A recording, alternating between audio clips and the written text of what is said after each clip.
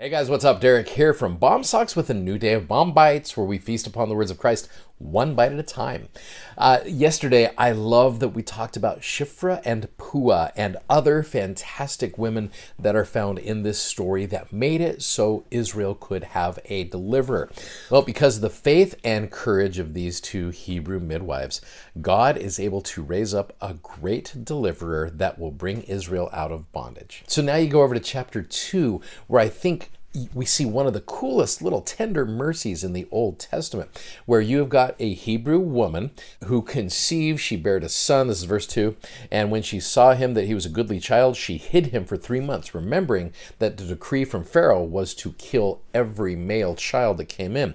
So when she could not longer hide him, she took for him an ark of bulrushes, daubed it with slime and pitch, made him a little ark basically, put the child therein, laid it in the flags or in the reeds of the river's brink, and his sister, named Miriam, she stood off to wit, or to see what would be done to him. Now, verse 5, the daughter of Pharaoh came to wash herself at the river, maidens along the bank of the riverside, and when she saw the ark among the flags, she sent her maid to fetch it. And when she opened it, she saw the child, and behold, the babe wept. She had compassion on him, and said, "This is one of the Hebrews' children."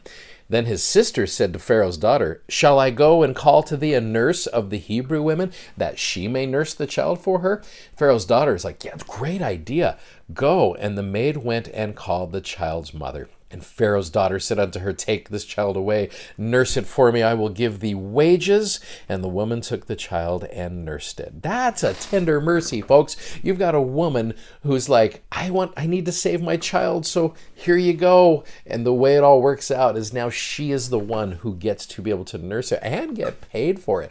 Guys, that's a tender mercy of the Lord, and I love that. That shows you the hand of the Lord in this. It's so awesome. Well, this beautiful baby is named Moses. Okay, verse 10, the child grew, she brought him into Pharaoh's daughter, he became her son, and she called his name Moses, and she said, "Because I drew him out of the water." Moses means to draw out or to lead out, which is a perfect name for Moses. Well, by the word son right there, because here's a crazy dichotomy here, because you've got a Hebrew who has now basically got that Egyptian culture that he's going to be raised in. So by the word son right there in verse number 10, you click on it and it takes you over to Hebrews, okay? Hebrews chapter 11, which is the all-star chapter of faith. When you go through that, one of the cool things is I want to pull up the verses right here. So I call this Moses's prophetic prep period. There's some alliteration for you. So if you look at these verses right here, it says, "By faith, Moses, when he was come to years," which again, as he's growing up, "he refused to be called the son of Pharaoh's daughter, choosing rather to suffer affliction with the people of God than to enjoy the pleasures of sin for a season, esteeming the reproach of Christ greater riches than the treasures in Egypt." What a great statement. "For he had respect unto the recompense of the reward. By faith he forsook Egypt, not fearing the wrath of the king, for he endured as seeing him who is invisible." Cool statement. "Through faith he kept the Passover," which we'll talk more about that in the next couple weeks, "and the sprinkling of blood, lest he that destroyed the firstborn should touch them." So now let me put all of these together for a second and show you a little pattern, which I think is so cool.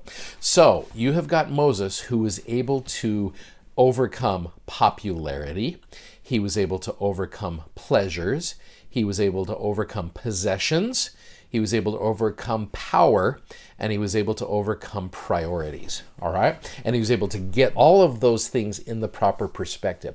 So as you're looking at that, I think for anybody coming of age, whether it's a teenager, whether it's someone who's learning in their faith, I guess the question is, which one of these things that Moses gave up do you think is the hardest for us to give up in this world? The popularity, the pleasures, the possessions, the power, or the priorities? Well, I want to show you an example of a young 16-year-old girl. Her name is Olivia Moultrie. Now, Olivia is one of the best professional soccer players out there. Her message was just in a face-to-face recently. So I love this little message right here, but I want you to keep in mind popularity, pleasures, possessions, power, and priorities, and look to see how Olivia handles those things. So watch this.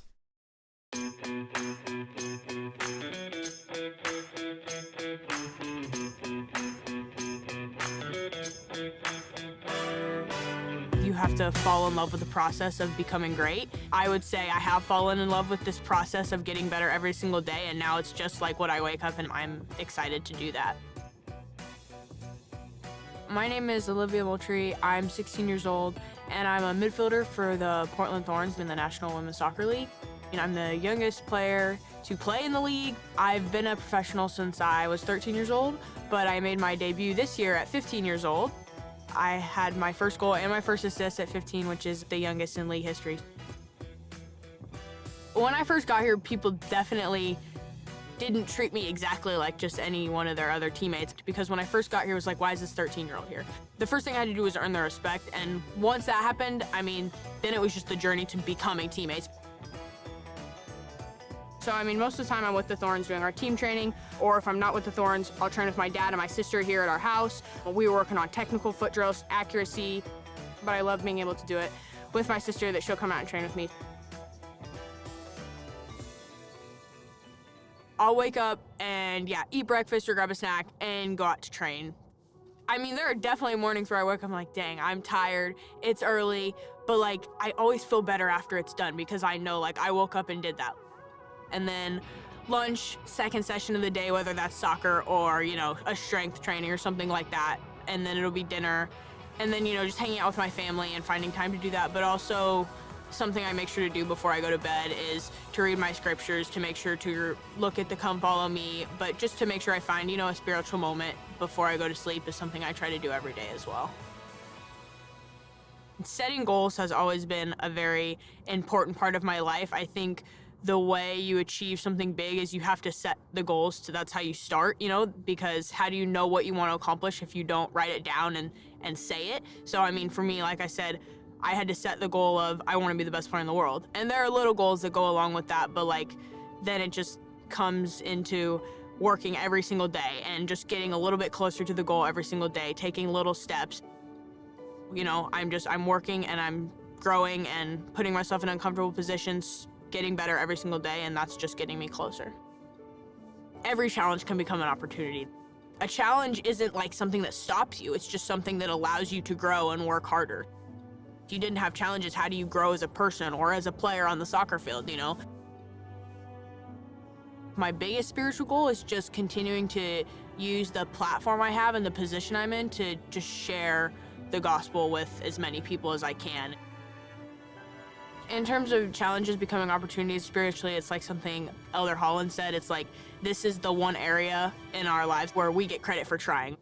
In soccer, you need results, you need to win, you need to, you know, accomplish things. But I mean, in my spiritual life, it's comforting because you do get credit for trying. You get credit for trying to just become a better person and become closer with God.